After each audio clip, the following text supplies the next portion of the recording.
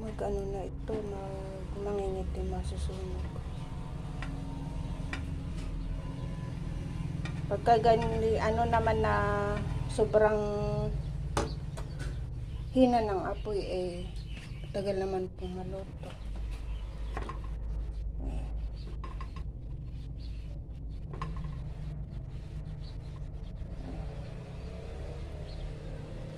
Hintayin po natin, ayan, dito sa gilid. Ganyan po ang, hindi pa luto, ayan, may dumikit na flour. So, hintayin pa po natin na medyo maluto dyan sa ilalim. Saka po natin hanguin. So, ayan, tingnan natin. Ayan, wala na po guys.